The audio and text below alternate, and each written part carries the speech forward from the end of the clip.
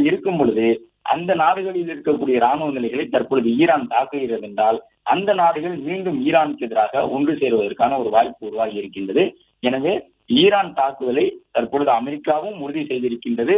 கத்தாரில் இருக்கக்கூடிய அமெரிக்க படைத்தளத்தில் ஈரான் தாக்குதல் நடத்தியதை அமெரிக்கா உறுதி செய்திருக்கின்றார்கள்.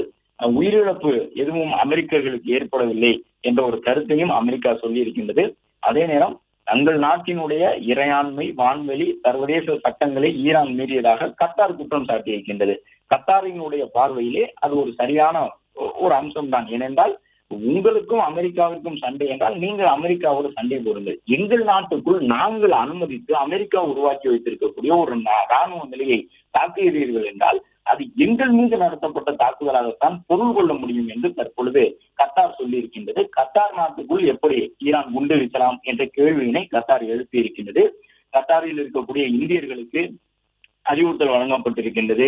இந்தியர்கள் பாதுகாப்பாக இருக்க வேண்டும் என்று அறிவுறுத்தப்பட்டிருக்கின்றது.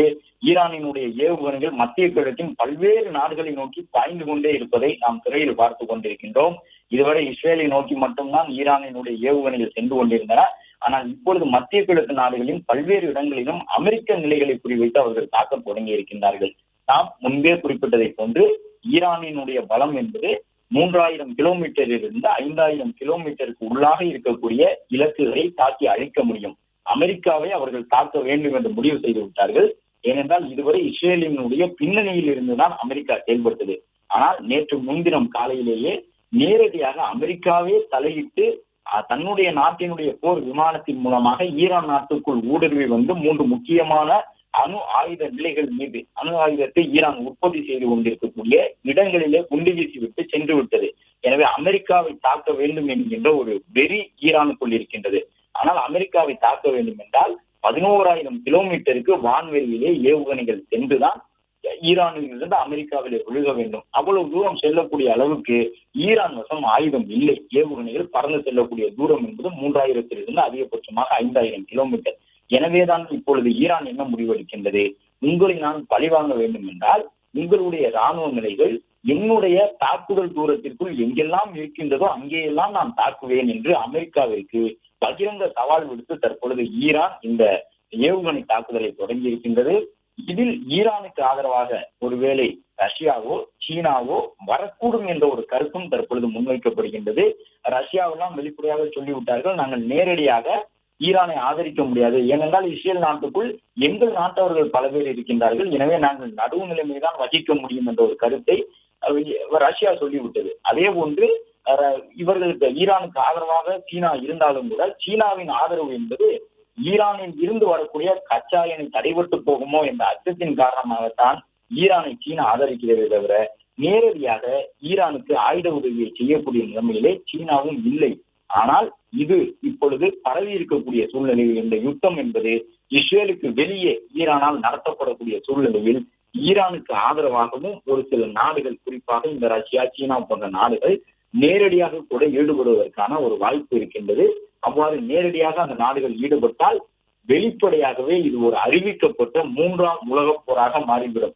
2ஆம் உலகப் போருக்கு பிறகு வியட்நாமிலே போர் நடந்தது, ஈரான் மற்றும் ஈராக்கு இடையே போர் நடந்தது, இந்தியா மற்றும் பாகிஸ்தான் இடையே போர்கள் நடைபெற்றன.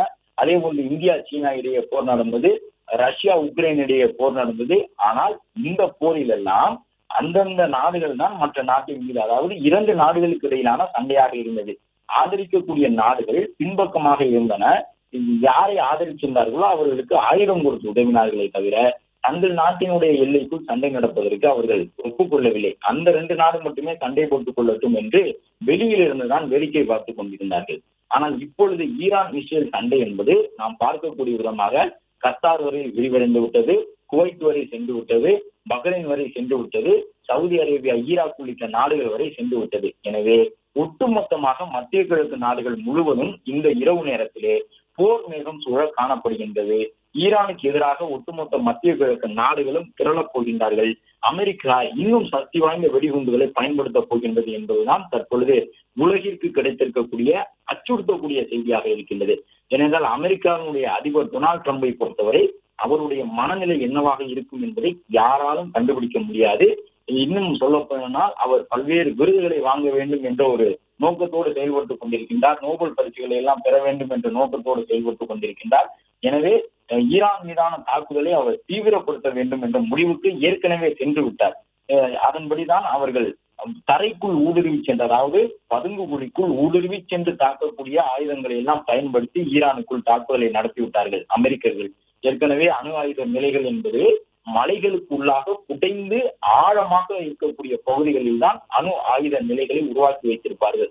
ஒருவேளை அணுக்கசிவு ஏற்பட்டால் அந்த பகுதியை அழிந்துவிடும். எனவே மலைகளை குடைந்து அந்த கல்லுக்கு உள்ளாக பாதுகாப்பாகத்தான் அணு ஆயுத உலைகளை அமைப்பார்கள். அப்படிப்பட்ட இடங்களில் கூட மலையினுடைய கற்பாறைகளை குடைந்து கொண்டு தரைக்கு கீழாக சென்று வெடித்து சிதறக்கூடிய அணுகுண்டுகளைத்தான் அமெரிக்கா பயன்படுத்தி இருந்தது. இப்பொழுது மீண்டும் மீண்டும் ஈரான் அமெரிக்காவிற்கு பதிலடி கொடுக்க தொடங்கியுள்ள நிலையில் அமெரிக்காவும் தன்னிடம் இருக்கக்கூடிய அதிசக்தி வாய்ந்த ஏவுகணைகளை ஆயுதங்களை பயன்படுத்த போகின்றது என்றுதான் அர்த்தம். எனவே உலக போரை நோக்கி இந்த இரவிலே இந்த யுத்தம் சென்று விட்டது என்பதை நாம் தெளிவாக பார்க்க முடிகின்றது. இதில் இன்னும் எந்தெந்த நாடுகள் எல்லாம் பங்கு பெறப் போகின்றன என்பது தெரியவில்லை. ஈரானை வெளிப்படையாக ஒரு சில நாடுகள் மட்டும்தான் ஆதரித்திருக்கின்றன, ரஷ்யா, சீனா உள்ளிட்ட நாடுகள். அந்த நாடுகள் நேரடியாக யுத்தத்தில் பங்கு கொள்ளாவிட்டாலும் ஈரானுக்கு இன்னும் சற்று கூடுதலான ஆயுத உதவியை செய்ய முற்பட்டால் அது அமெரிக்காவிற்கு எதிரான அந்த ஒரு நிலைப்பாட்டிலே எதிரிக்கு எதிரி நண்பன் என்ற அடிப்படையில இருந்தாலும் கூட ஈரான் இன்னும் கொஞ்ச நாள் தாக்கு பிடிக்கும், இன்னும் கொஞ்ச நாள் அமெரிக்காவோடு சண்டையிடும். அவ்வாறு ஈரான் தாக்கு பிடித்து சண்டையிட தொடங்கினால் கச்சா எண்ணெயினுடைய விலை கடுமையாக உயர்ந்துவிடும். ஈரான் தொடர்ந்து இது போன்று தாக்குதலை நடத்தும் பொழுது ஈரான் தன்னுடைய நாட்டு எல்லையை ஒட்டி இருக்கக்கூடிய அந்த கடல் பகுதிகளை எல்லாம் சர்வதேச கப்பல்கள் பயன்படுத்த தடை விதிக்கக்கூடும். அப்படி தடை விதிக்கப்பட்டால் கச்சா எண்ணெயினுடைய இறக்குமதி பெரிய அளவில் பாதிக்கப்பட்டு எரிபொருள் விலை உயர்ந்துவிடும். பெட்ரோல், டீசல் விலை உயரும், எரிவாயு சிலிண்டர்களுடைய விலை உயரும். பல்வேறு நாடுகளும் தங்களுடைய நாட்டில் பெட்ரோல், டீசல் இல்லாமல் திண்டாடக்கூடிய சூழ்நிலை உருவாகிவிடும். எனவே குறைந்தபட்சம் ஒன்று சமாதானம் ஏற்பட வேண்டும், அல்லது ஈரான் சரணடைந்து விட வேண்டும்.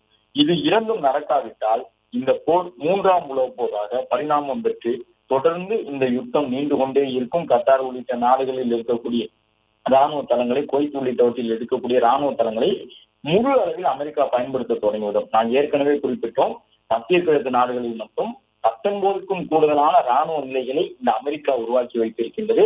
அதில் 40,000க்கும் கூடுதலாக 50,000 வீரர்கள் வரை அமெரிக்காவை சார்ந்த ராணுவ வீரர்கள் இருக்கின்றார்கள்.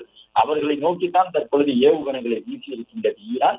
எனவே அந்த 50,000 ராணுவ வீரர்களும் 19க்கும் கூடுதலான மிகப்பெரிய ராணுவ படைத்தளங்களும், அதாவது வான்படைக்கான தளமும் இருக்கின்றது, கடலை கண்காணிப்பதற்கான கடற்படை தளங்களும் இருக்கின்றன. எனவே அவற்றையெல்லாம் அமெரிக்கா பயன்படுத்தும் பொழுது அது ஈரானை எந்த அளவு தள்ளடி போட்டு துளைத்து தாக்கி எடுக்கக்கூடிய அளவிற்கான ஒரு சூழலை உருவாக்கும் என்பதை உணர்ந்து கொள்ள முடியும். எனவே இஸ்ரேல் இனிமேல் சற்று அமைதியாக கூட இருக்கலாம். அமெரிக்காவே நேரடியாக உள்ளே இறங்கி விட்டது என்றுதான் சர்வதேச ராணுவ கண்காணிப்பாளர்கள், நோக்கர்கள் சொல்லுகின்றார்கள். 7 வளைகுடா நாடுகள் தங்களுடைய வான் எல்லையை மூடி இருக்கின்றன. அதன்படி குவைத், சவுதி அரேபியா, ஜோர்டான் உள்ளிட்ட நாடுகள், லெபனான், பஹ்ரைன், கத்தார், ஐக்கிய அரபு அமீரகம் உள்ளிட்ட நாடுகளும் தங்களுடைய வான் எல்லையை மூடி இருக்கின்றன. அவ்வப்போதைய நிலவரம் குறித்து இந்தியாவுடைய இண்டிகோ விமான சேவை நிறுவனங்கள் உள்ளிட்டவை எல்லாம் தங்களுடைய இணையதளத்தில் குறிப்பிடுவோம் என்று சொல்லி இருக்கின்றார்கள். எனவே மத்திய கிழக்கு நாடுகளுக்கு அல்லது மேற்கு நாடுகளுக்கு விமான பயணம் செல்லக்கூடிய இந்திய பயணிகள் 1 முறைக்கு 3 முறை தங்களுடைய விமானம் உறுதி செய்யப்பட்டிருக்கின்றதா, விமான நிலையத்திற்கு செல்லலாமா என்பதை உறுதி செய்து கொண்டு பயணத்தை மேற்கொள்வது நன்றாக இருக்கும். பிளே ஸ்டோர் மற்றும் ஆப் ஸ்டோரில் இருந்து பாலிமர் செயலியை QR கோடு மூலம் பதிவிறக்கம் செய்யுங்கள். செய்திகளை உடனுக்குடன் பெறுங்கள்.